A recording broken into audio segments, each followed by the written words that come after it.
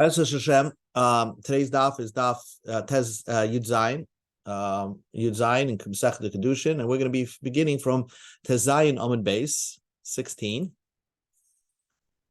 and Mosiv Rav Amram. This is where we are. Hi, Lewis. We just began. Okay, we're up to Mosiv Rav Amram. It's on the middle of the page of Tez Zayin Amud Beis in Kidushin. So I just want to bring up a point.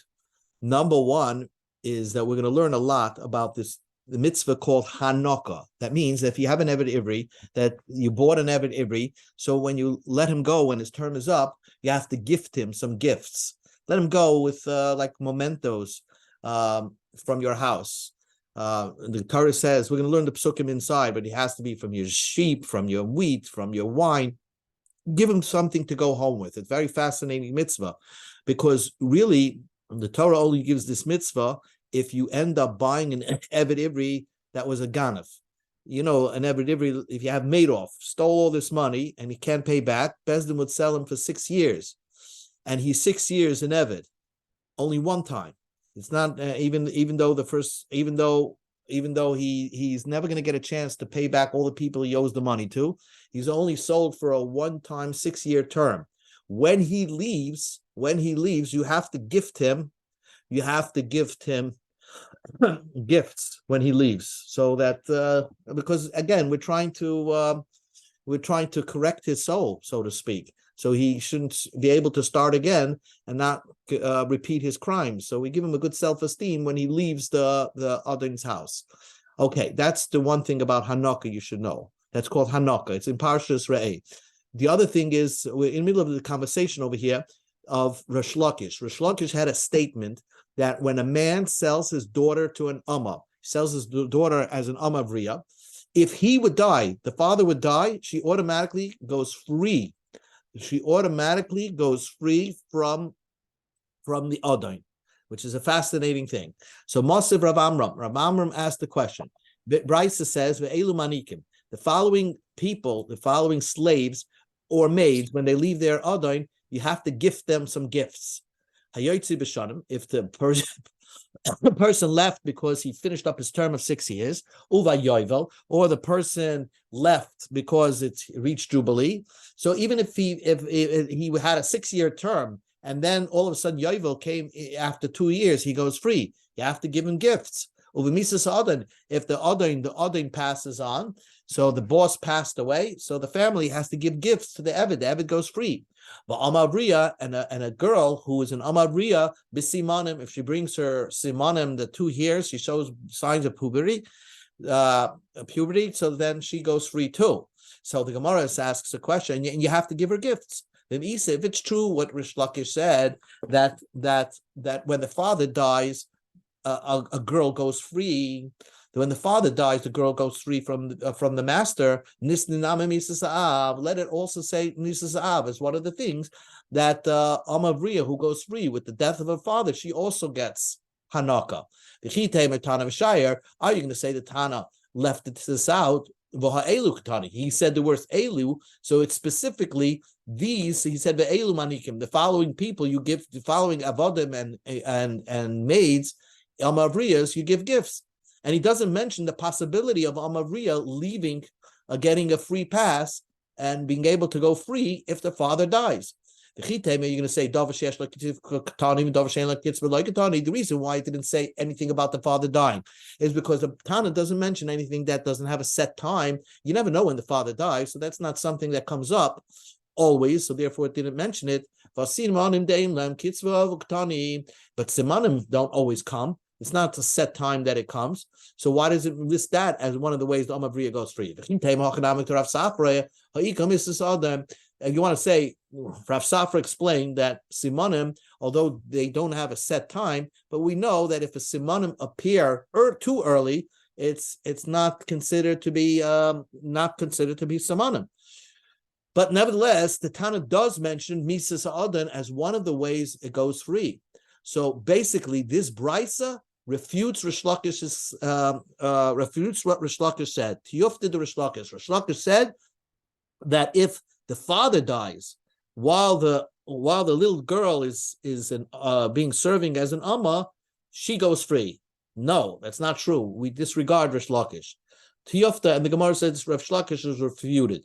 Says the Gemara, Rish Lakish kal v'chayma amma. Didn't Rish Lakish give a kal v'chayma? And came out with a good idea that if a girl goes out with samanim, but wouldn't go out from the father, but would go out from the adain with samanim, so Misa Sa'av, she goes out by the father, certainly she should go out by the adain.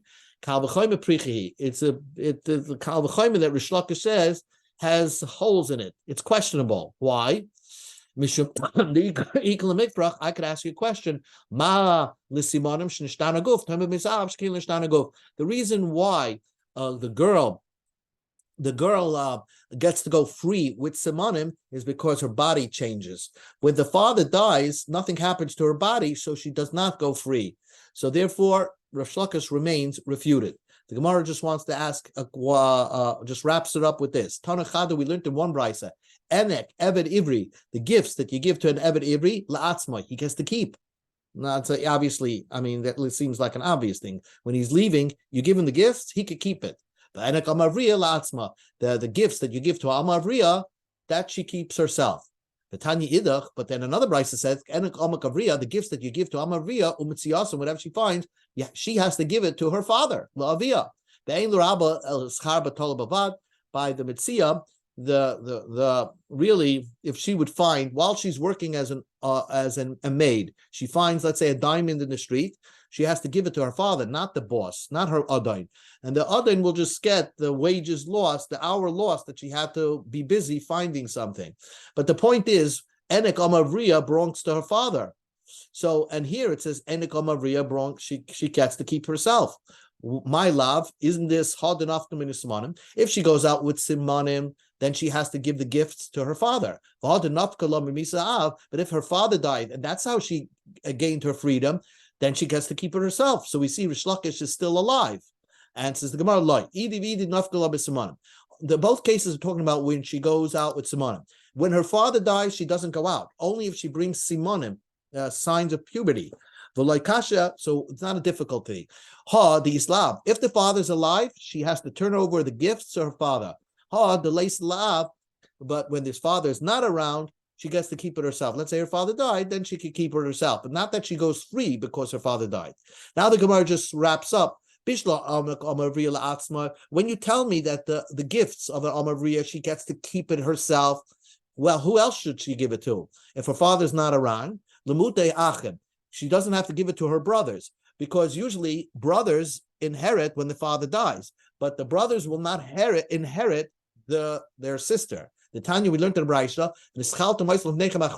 when you have an Eved Knaini, a Goyish slave, then when the father dies, it goes to their children.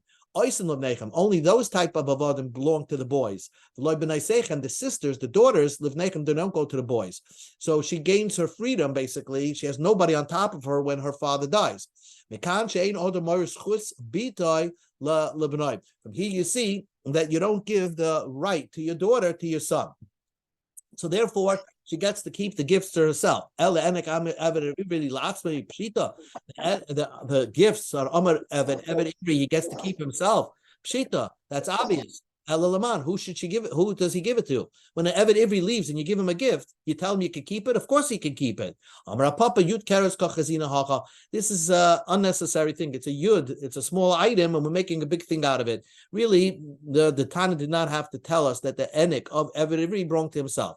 Abaya says Hachi Amar Rav Sheshes. Rav Sheshes says Hamani Tutayhi. The Tanya Tutayhi Omer Loloi V'Loi Lebal Chayvai. That if the Eved Ivri owed somebody money, that we don't say that the master should give the gifts that he was going to give to the Eved Ivri to the one that he owes money to. No, he has to give it directly to the Eved Ivri. So that's the chiddush, that Eved Ivri, the Hanaka, is to himself. Okay, we're holding Tezayin Amud Beis, about 9 lines from the bottom. Gufa, Tezayin Amud Beis. So we're talking about the concept of Hanaka. I'm just bringing up the psukim of Hanaka over here on the Chumash. It's in Parshas Re'eh. You have to know it inside. The Torah describes when your brother will sell himself to you, Ivri or Ivriya, he has to work for you. The 7th year when his term is up, the Torah tells us you have to send them free. It repeats it twice. When you send them free from you, don't send him away. Reikam means empty-handed. Hanik tanik you have to give him a gift. The Torah gives you an example. Give him something from your sheep, from your threshing floor, basically from your wheat, from your wine press. So give him some wine. Whatever God blessed you, Titanlai, give it to the Eved Ivri. And remember, when you left Mitzrayim, God didn't send you out of Mitzrayim empty-handed. He gave you, you left with a lot of wealth. That's why Hashem says, when the Eved Ivri leaves you, gift him something. Send him along with a gift. And if the Eved says, the Torah repeats the idea, if the Eved stays, he wants to say, then you have to drill his ear. Here, the Torah tells us that for the maid, also an Amavriya that leaves, you have to give Hanukkah. So that is the psukim inside. And now we go back to the Gemara. Gufa, we learned the following slaves that leave. You do give Hanukkah. If he leaves because his 6-year term is up, or if he yovel, or the Adon dies. Amavriya that leaves b'simonim, she also gets Hanukkah. Avol, here's the point. If an Eved Ivri runs away from his master, or instead of running away from his master, he actually got enough money to buy himself out. The master doesn't have to give him. And the Gemara is going to explain what's the difference. If he ran away from his Adon, then the master does not have to gift him anything. But if he left because he came up with money to bail himself out, to buy himself back his freedom from his master, then the master has to give him gifts. Therefore, that you give the shloisha beish v'gibel beisha v'yata yachal loyma abba be'achmem l'pishein shmonim beish rutzia beisha. So Rab Shimon says the rule is that there's three ways that a man leaves the 3 ways Eved Ivri leaves, and the 3 ways a lady leaves, which is Shanim, Yovel, and Simanim. All these things, but all these types of ways that they leave, they get Hanukkah, but there's no 4 ways that leaves, because there's no such a thing of Simanim by Ish. They don't bring Simanim to go free. There's no such a thing of a woman getting her ear drilled. Okay, the point is, how do I know this? The Torah Rabbanim. Maybe the Torah only says you only gift somebody who worked for 6 years. Let's say you catch your freedom because Yovel happened, or the Adon died. How do you know there's an obligation for the Adon to give gifts? And the Amavriya giving Simonim, if the Amavriya leaves because of Simonim, how do I know that you are supposed to give gifts? Talmud Bavli Daf Yomi. It says it twice. When you send it away, it's marba. Includes all other methods the way the Eved gains his freedom, or the Amma gains her freedom. I would think that an Eved who ran away from his master, or someone who bought himself out, would also get gift. If you send them free, those that you send away, the one who ran away from you, you didn't send them away. The one that bought his way out, it's not because you're sending him away. He's forcing his freedom. So that type of people don't get gifts. Rav Meir argues, I grant you that somebody who ran away from his master, you don't have to give him gifts because you didn't send him away. The one that left because he bought his freedom out by coming up with the money to buy himself out from the Adon, there, you're sending him out because the master is allowing himself to get money from the Eved to allow the Eved to go free. And since it's like sort of with the permission of the Adon that the Eved is going free, the Torah requires the Adon in that case to also give gifts to the Eved. So the Gemara doesn't understand. If the Eved ran away, so you should give him a gift. What would be the havamin? If an Eved Ivri runs away and didn't finish out his term, he has to make it up. He has to come back and make up his term. Let's say he was sold for 6 years, and after the 2nd year he ran away. Gifts, forget about gifts. He has to come back and make up the other 4. The Tanya, we learned in Brisa, somebody, if an Eved runs away, he has to make up the time. This is a 6-year term, and he has to fill out the 6 years. Yochal, I would have thought, I feel even if he got sick. Let's say on day 1, you bought an Eved Ivri, and he gets sick. And so he didn't work a day. Talmud Loima, since he's by you, by the 7th year, he goes out. So what are we talking about? Bereach, you have to give a gift. I would think you have to give a gift. Rav Sheshes explained it. He ran away. Let's say after year 2, you're supposed to say for 6. He ran away after year 2, and right after that, Yovel came, so he was going to go free anyway. Mao the same epically. Since Yovel is the real reason why he's free, because Yovel came, so that's considered that you have to send him away. Say we don't punish him that he shouldn't get his gifts. We should give him gifts. Kamash Malam teaches you a chiddush that if he ran away from you, then you don't have to give him a gift, even though the whole reason why he's not coming back to work is because Yovel came. Amar, we learned the teaching before that if you buy an Eved Ivri and lo and behold, he became sick and he can't work, he have to, of course, pay for his doctor bills and food. By the 7th year, you have to let him go. If he was sick all 6 years, you don't have to make up the time. We learned in the Brisa, if he was sick for 3 years and worked for 3 years, there's no inyan to make up the lost time. Here. All 6 years, let's say an Eved was sick for all 6 years, and then he gets better, Chayv Lahashim, he has to stay as an Eved to make up the 6 years that he was on sick leave. So what is it? If it's sick, do you have to make up the time or you don't have to make up the time? Rav Sheshes explained, if he does needlework, if he's sick, but he can still do needlework, that's called working, and therefore by the 7th year he goes free. If he's totally out cold and he doesn't do any work for the 6 years, then he's required to make up that lost time and not go free on the sixth year. Hagufu kasha, the Gemara just wants to finish off the Brisa. The Brisa says, Amrit, cholach shalish v'avishalish. If an Eved got sick for 3 years, and then worked for 3 years, because he worked for half the time, he doesn't have to make up the lost time. So if he called in sick for 3 years and worked for 3 years, fine. Then he doesn't have to make up the lost time. Ha'arba, but if he worked for 2 and called in sick for 4 years, he would have to make up the lost time. So take a look at the end of the Brisa. Only if he called in sick for 6 years, he has to make up the lost time. So what is it? Is it calling in sick for 6 years, or even if you call in sick for 4 years, you have to make up the lost time? From the end of the Brisa, it seems to imply that if for 4 years you call in sick, you don't have to make up the lost time. Answers Gemara, no, the Brisa is one thing. If you got sick for 4 years, it's as if you called in sick for 6 years, and you have to make up the lost time, the time that you missed. Now the Brisa discusses other halachas of Hanukkah. Again, this is a fascinating thing. You're giving these gifts to a machru bezdim, which is considered a rasha. But anyway, not that's generally the Eved Ivri that's getting these gifts. Besides the Amavriya, but the machru bezdin is getting this gift. So the Torah says you have to give him gifts. Kama manikam, what's the value of what you give him?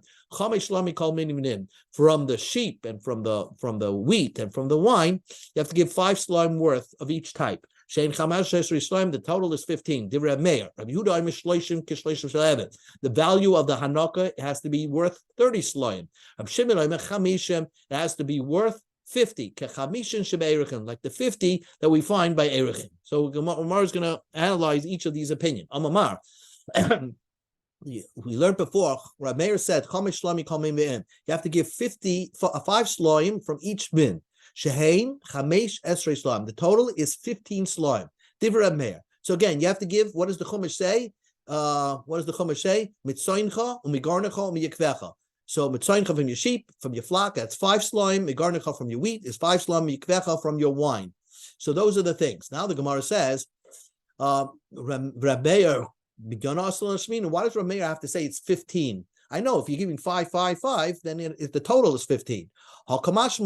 You can't give less than 15. Rameu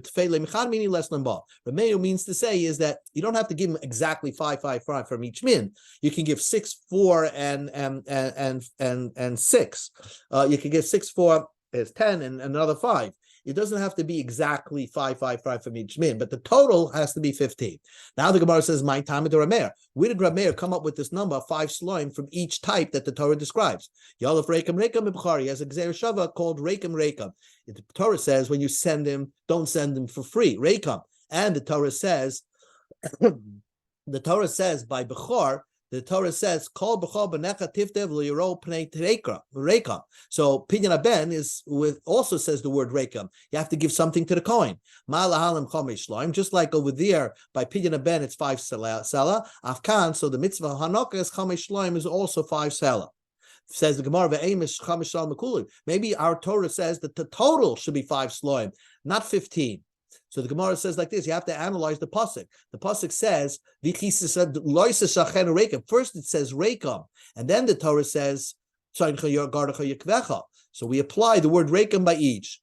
If the Torah would have said the rekam by the end of all the examples, I would agree with you. Since the Torah put the word rekam in the beginning of the pasuk, should they rekam atzayin, rekam agoran, rekam ayakev. And therefore, the Torah is basically saying, I want a 5 slime value from each, from Tzayin, from Yaakov, and from a Garnacha. So we have 5 slime for each type. Now the Gemara asks, learn out Gzeir Shava, Rekem from Oilus Riyah. That's make up a Gzeir Shava, the Rekem, and there's another by Oilus Riyah, by the carbon that you're supposed to bring on Aliyah L'Regal is only worth 2 sela. So maybe the Torah is telling you that it should be only worth 2 sela. From you learn Gzeir Shava, Rekem, Oilus Riyah. The answer is Asher Barach Hashem Lekecha. The Torah says you give these gifts because God blessed you. So you give the higher amount, which is 5 sela. You don't give a cheap amount. Rabbi Yehuda, you have to give him 30. Kishloishim shel eved. My time of Rabbi Yehuda. What is the reason, Rabbi Yehuda? Yalf nesin eved. Malahalam shloishim afkan shloishim. Rabbi Yehuda also has Gzeir Shava. It says the nasam. It says titin loy, and then it says by the eved. If you kill an eved, if a person his shor killed an eved, kesef shloishim shkolim yitein la'adoinov. So there's a mitzvah of it says the value of an eved is shloishim shkolim. Therefore, we learn a Gzeir Shava Nesina from Eved. Reg the Gemara, why don't we learn Nesina from Erechen? That also it says the word Nasan by Hanukkah, and it says the word Nasan by Erechen. It says by Erechen, it says also, okay, I don't know the exact pasuk by Erechen, but it also says the word Netina. So the question is, why don't we learn, according to Rabbi Lazar, Nesina from Erechen, that just like over there by Erechen, the value is 50, Afkan Chamishin, so the Hanukkah should also be 50. So the Gemara says, Chada, one rule of thumb is the Tafasta Meruba like Tafasta. Don't grab so much. If you have Tafasta Mua, Tafasta, we always go for the lower amount when versus a higher amount and versus a lower amount, we always assume that the Torah meant the lower amount. V'oid, it's more likely that the Gzeir Shava Nesina was Nisina from Eved and not Nisina from Erechen, which has nothing to do with Evadim. Rab Shimon says Chamishim Shebe we learn in Gzeir Shava that the value of the Hanukkah is 50, just like the 50 of Erechem. When your person says Erki Alai, the Erechen situation, there the Torah says that the value is 50. My time of Rabbi Shimon. What is the reason, Rabbi Shimon? Gama Nesina Erechen. He has a Gzeir Shava Nesina to Erechen. Malahal, and just by Erechen is Chamishin. Avkan, so also by Hanukkah should also be Chamishin.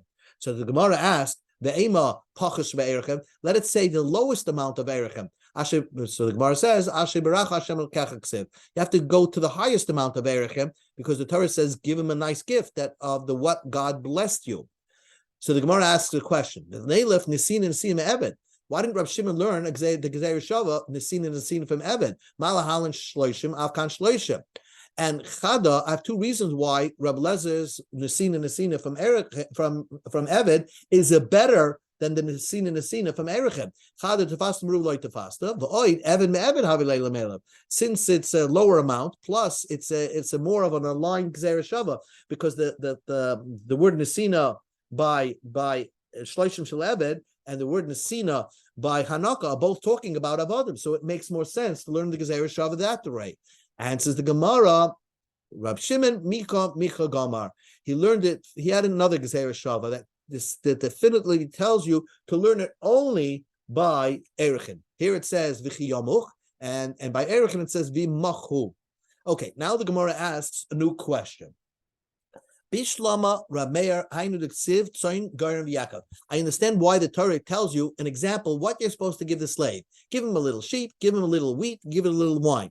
Now, El Rabbi Huda, Rabbi Shimon, Haitzoin V'Yakov Lamali. Why did the Torah say give him a little bit of everything?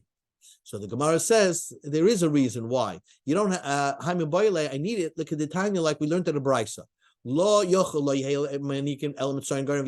I would think that the only things you have to give him is from sheep and from wheat and from wine. How do I know that you can give him anything? How do I know if I want, I can give him, I don't think you can give him clothing, but you can give him some other food, not necessarily wheat. Let's say you want to give him a challah or something like that.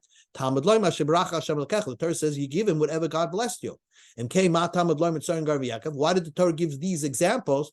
It teaches you that there's certain precise gifts that you can give an Eved. They're special. That means they can multiply.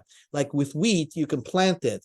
All these things can compound into becoming greater things.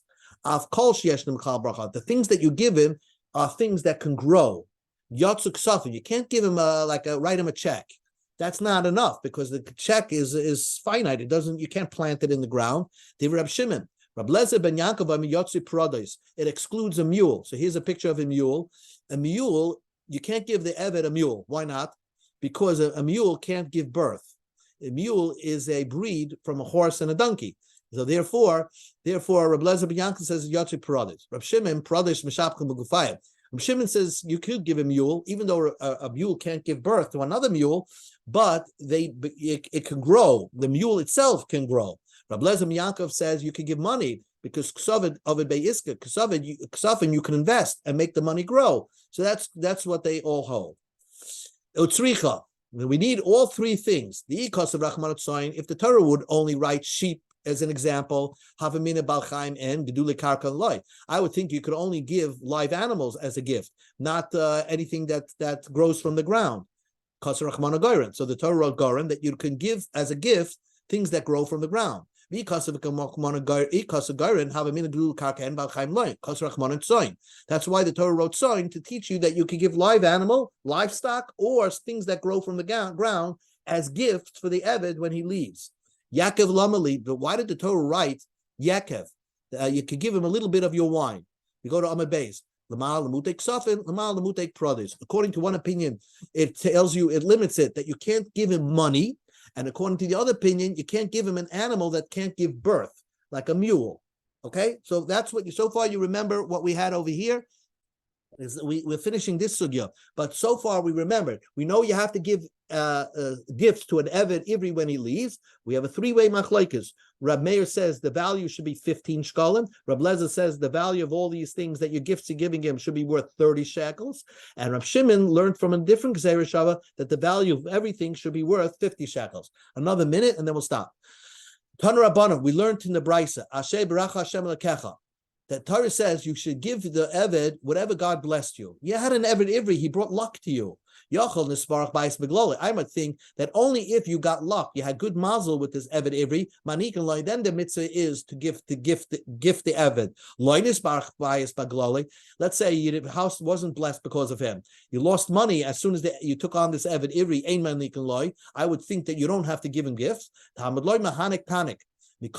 matter what, you always have to give the Eved Ivri gifts. Then why did Torah say that only give the Eved Ivri gifts if you had a blessing? You're telling me that even if you didn't have a blessing with this Eved Ivri, you still have to give him gifts. And says the Gemara, Hakol the fee bracha tainloi. You have to, if you became wealthy or you had bracha, then you have to give him more of a gift. That's what the Torah is telling you. There's a minimum amount that you have to give, whether it's 15, 30, or 50 shekels. But if you saw an increase in your wealth as soon as you purchased this Eved Ivri over the past 6 years, then you have to give him a bigger gift. Rab Lazar ben Azariah says, wrong. Devarim kiksavam. We learned everything, the Torah, you got to take it literally. If your house was blessed because of this Eved Ivri, then you have to give gifts. If you didn't get any luck with this Eved Ivri, you don't have to give him gifts. Why did the Torah say you have to give him a gift and give him a gift, no matter what? Sometimes the Torah repeats itself, but that's the way people talk. They repeat themselves, but it doesn't mean that no matter what, you have to give the Eved Ivri gifts. Okay, we're going to continue with this sugya tomorrow. We're going to catch up tomorrow. Bez Hashem. Where did you leave off?